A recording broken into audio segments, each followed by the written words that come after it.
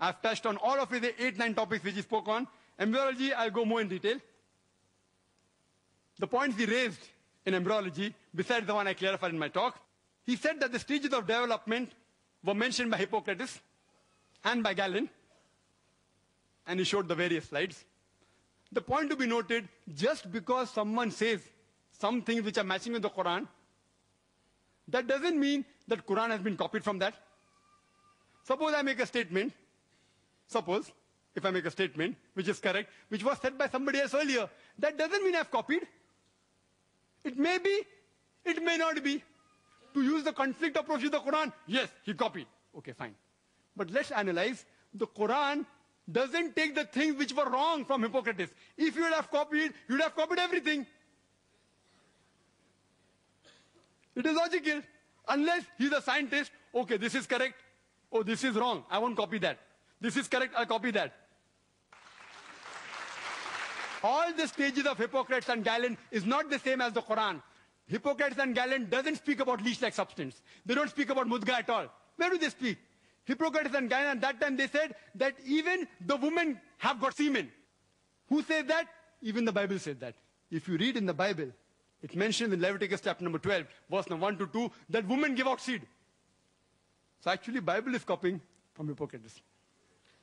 And Bible says in Job, chapter number 10, verse number 9 and 10, that we have made the human being from clay, like poured out milk and curdled cheese. Poured out milk and curdled cheese is exact plagiarization from Hippocrates. Why plagiarization? Because surely that's not the word of God. That portion is unscientific. It was said by Hippocrates and Galen, the Greeks, that human beings are created like curdled cheese. And Bible copies that exactly. But Quran, alhamdulillah, as if you analyze and read the books of embryology, even of Dr. Keith Moore, he said that Hippocrates and the other people like Galen, etc., they did give a lot of things to embryology initially, as well as Aristotle. Many were right, many were wrong. And further he goes to say, in the Middle Ages, or at the time of the Arabs, the Quran speaks about something additional. If it was exactly copied, why would Dr. Keith Moore in his book give due credit to the Quran? He even gives due credit to Aristotle, to Hippocrates, but mentions there, many were wrong. That he doesn't mention with the Quran. That is enough proof that Quran wasn't copied from the Greek time. Regarding light of the moon was copied from Greeks. You will tell me that the world is spherical was copied from Greek. I know the Pythagoras, the Greeks, lived in 6th century BC, who believed that the earth rotated.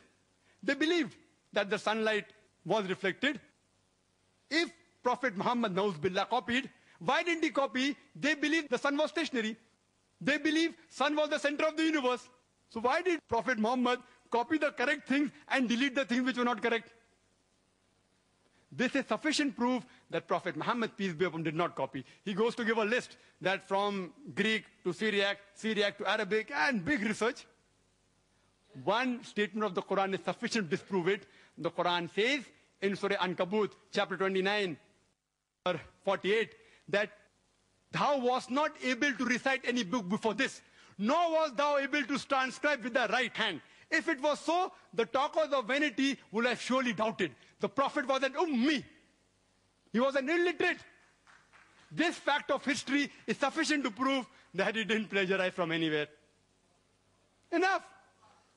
Imagine, even a scientist who is very literate cannot do this thing. But Allah in His divine guidance made the last prophet as an ummi, so that the talkers of vanities, like people who write books against Islam, they cannot open their mouths. The Prophet was ummi. There are various things that I can continue, speaking about the Bible.